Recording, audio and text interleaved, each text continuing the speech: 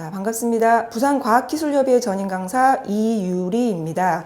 자, 온라인 수업을 시작하기 전에 먼저 자, 우리 교재와 이렇게 재료를 준비해 주시기 바랍니다. 자, 이렇게 두 가지가 준비되었으면 자, 시작해 보도록 할까요? 자, 먼저 교재 첫 페이지입니다. 자, 생각의 씨앗인데요. 자, 생각의 씨앗에 보면 총 4장의 그림이 나와 있습니다. 자, 4장의 그림을 보고 여러분들이 공통점을 찾아서 자, 적어 주시면 됩니다. 자, 공통점을 다 찾아 적었으면 자, 선생님이랑 같이 공통점 사진을 한 장 한 장 한번 살펴보도록 하겠습니다. 자, 첫 번째 사진입니다. 자, 취조실 모습인데요. 자, 경찰이랑 자, 범인으로 보이는 누군가가 얘기를 하고 있는 모습이죠. 자, 옆에 보면 거울도 보이고 자, 이 두 사람을 비추는 조명도 보이고 있습니다. 자, 그리고 두 번째 사진입니다. 자, 여러분들이 매일 보고 있는 거울이죠. 자, 평범한 거울처럼 보이는데 날씨나 자, 뉴스 또는 건강 상태와 같은 정보가 나타나 있는 모습입니다. 자, 이런 걸 뭐라고 하냐면 바로 미러 디스플레이라고 하는데요. 자, 거울을 뜻하는 미러와 자, 그다음에 여러 가지 정보를 시각적으로 표현하는 디스플레이어를 자, 합성한 단어입니다.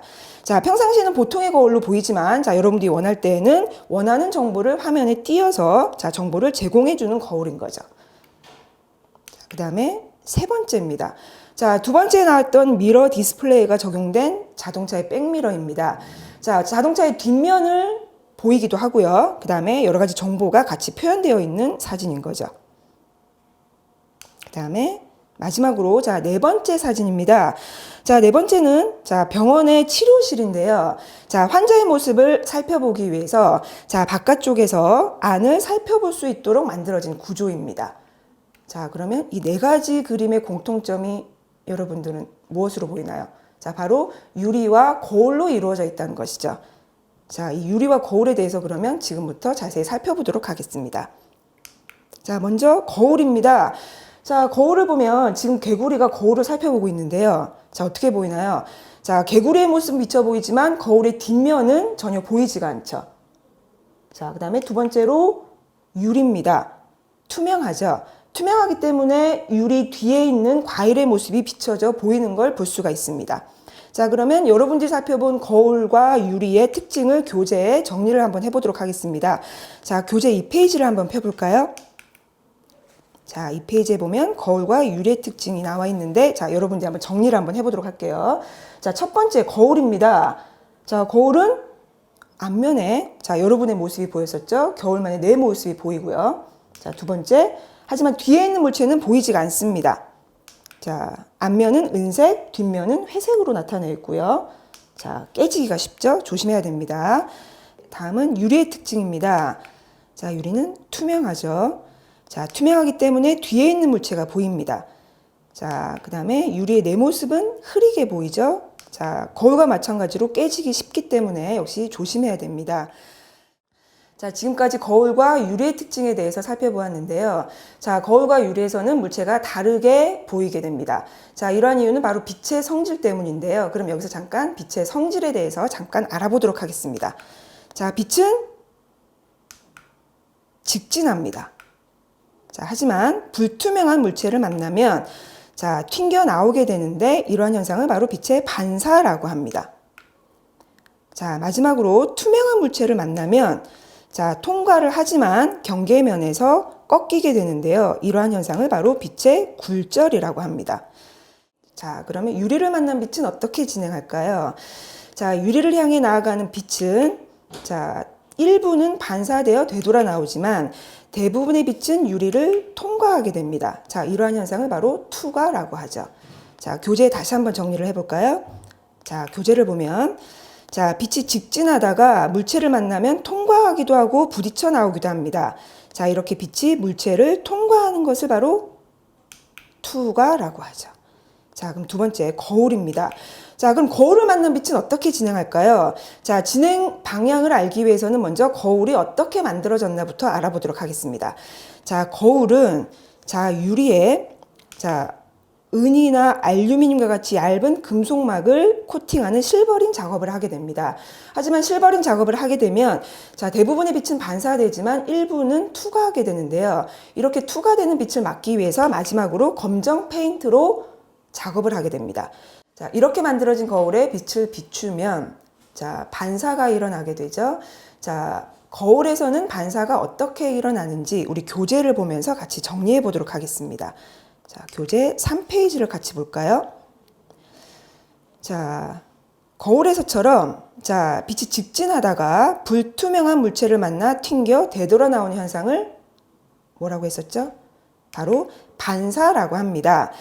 자, 빛은 물체 표면에서 반사되어 나올 때 일정한 규칙을 따라서 반사하게 됩니다. 자, 이때 물체에 부딪히기 전에 빛을 뭐라고 하냐면 바로 입사광이라고 하고요. 자, 부딪혀 튕겨져 나오는 빛은 반사광이라고 합니다. 자, 그리고 빛이 닿는 물체의 면에 수직으로 그은 선은 법선이라고 합니다.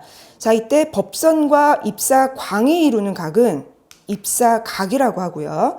자, 법선과 반사광이 이루는 각은 반사각이라고 합니다.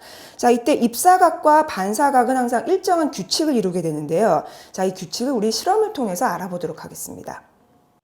자, 지금부터 입사각과 반사각의 관계를 알아보는 실험을 진행해 보도록 하겠습니다. 자, 빨간색 점에서 가운데 점을 향해 레이저 포인터를 쏘아 보겠습니다. 자, 입사각은 30도, 반사각은 30도입니다. 자, 두 번째로 자, 초록색 점에서 가운데 점을 향해 레이저 포인터를 쏘아 보겠습니다.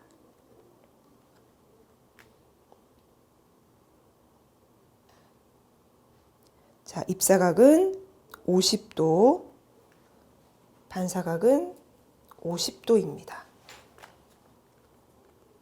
자, 세 번째로 파란색 점에서 가운데 점을 향해 레이저 포인터를 쏘아 보겠습니다. 자, 입사각은 70도, 반사각은 70도입니다. 자, 그러면 실험 결과를 정리해 보도록 할까요? 자, 입사각과 반사각은 항상 어떻게 나타났나요? 자, 입사각과 반사각은 항상 같았죠. 자, 이렇게 입사각과 반사각은 항상 같은데 이러한 법칙을 바로 반사의 법칙이라고 합니다. 자, 그러면 두 번째 실험으로 넘어가겠습니다. 자, 다음은 거울과 거울 사이 각도에 따른 상의 개수를 알아보는 실험을 해보겠습니다.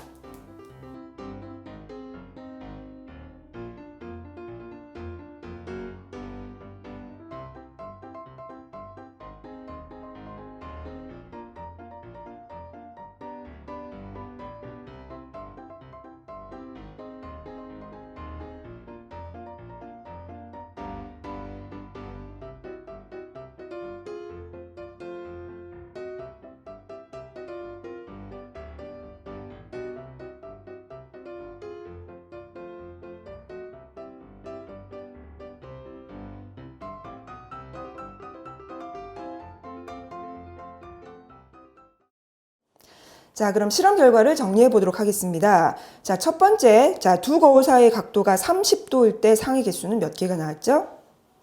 바로 11개입니다. 자, 두 번째, 60도일 때는 5개. 그럼 90도일 때는 3개가 나왔죠. 자, 마지막으로 두 개의 거울을 마주 보았을 때는 몇 개의 상이 나왔나요? 자, 우리가 셀 수 없이 많은 무한개의 상이 나왔습니다. 자, 지금까지의 결과로 보면 자, 거울과 거울 사이의 각도가 작을수록 상의 개수는 많아집니다. 자, 그럼 지금까지 살펴본 거울의 특징과 유리의 특징을 모두 가진 거울이 있는데요.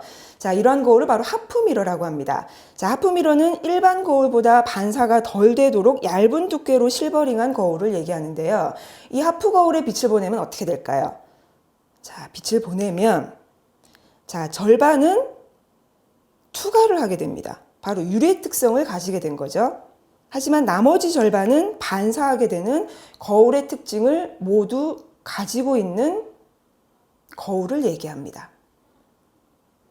자, 그러면 이런 거울은 어디서 볼 수가 있을까요? 자, 우리 첫 페이지 생각의 씨앗에서 본 사진이 다시 나왔죠. 자, 어디였나요? 바로 경찰서에 있는 취조실인데요. 자, 취조실에 앉아 있는 경찰과 범인으로 보이는 사람을 보면 자, 내부에서는 바깥쪽을 볼 수가 없습니다. 자, 하지만 바깥쪽에서는 이 두 사람을 지켜보고 있는데요. 자, 이 취조실의 상황을 부미와 다박사를 통해서 한번 재현을 해보도록 하겠습니다. 자, 먼저 하프미러를 사이에 두고 자, 부미는 어두운 방에, 자, 다박사는 밝은 방에 있어야 합니다. 자, 그러면 부미는 다박사를 볼 수 있을까요? 자, 다박사가 있는 밝은 방에서 자, 부미가 있는 어두운 방으로 뚫고 나오는 빛의 양보다 자, 부미가 있는 어두운 방에서 다박사가 있는 밝은 방으로 나아가다 반사되어 나오는 빛의 양이 더 적기 때문에 부미는 다박사를 볼 수가 있습니다.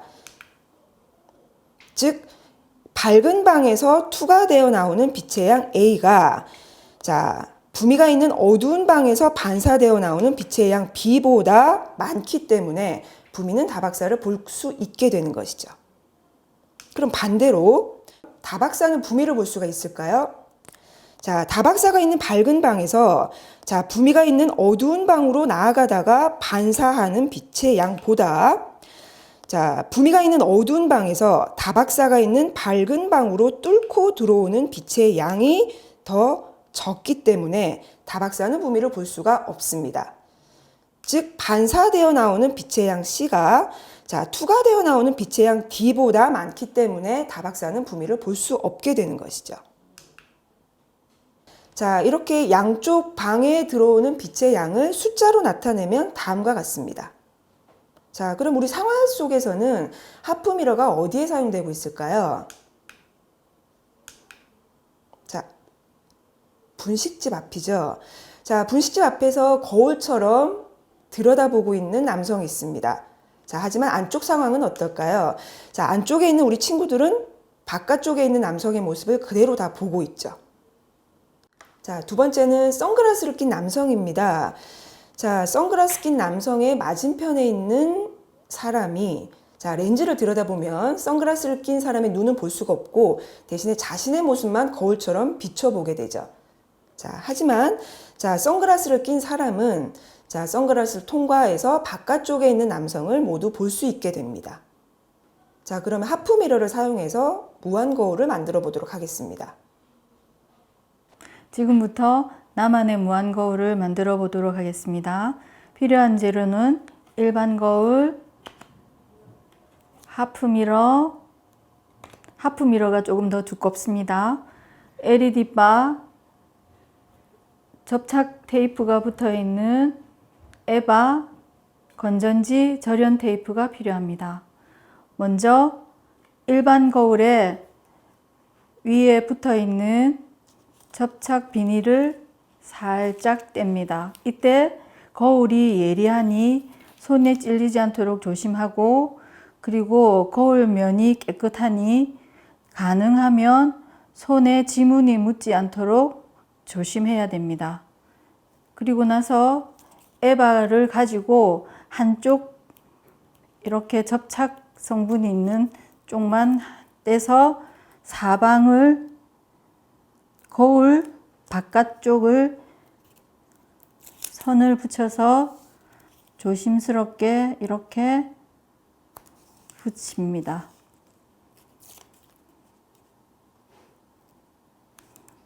마지막에 네 번째 에바를 붙일 때는 조심해야 되는데 바짝 붙이지 않고 여기 부분에 약간 틈이 나게 해서 LED 바를 이렇게 넣어서 내가 만들고 싶은 모양을 만들 때 이렇게 선이 나오게 틈을 약간 주는 것이 좋습니다.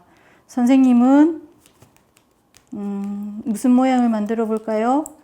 선생님은 원을 좋아하니 약간 둥근 다각형을 만들어 보겠습니다. 아니면 하트를 만들어도 되겠죠, 그죠? 이때 하트가 고정이 안 될 때는 테이프를 가지고 원하는 모양대로 고정을 해도 좋습니다. 그리고 내가 원하는 모양이 나온 거를 완성하기 전에 확인을 하고 싶으면 건전지를 살짝 끼운 다음에 유리가 예리하니 조심스럽게 양쪽에 비닐을 뗀 다음에 살짝 데워봅니다. 원하는 모양이 됐죠? 에바 위에 있는 접착 비닐을 조심스럽게 떼어낸 후에 하프 미러를 고정합니다. 자, 이렇게 원하는 모양의 나만의 거울이 만들어졌죠. 그리고 나면 테이프로 거울이 떨어지지 않도록 마무리를 하면 됩니다.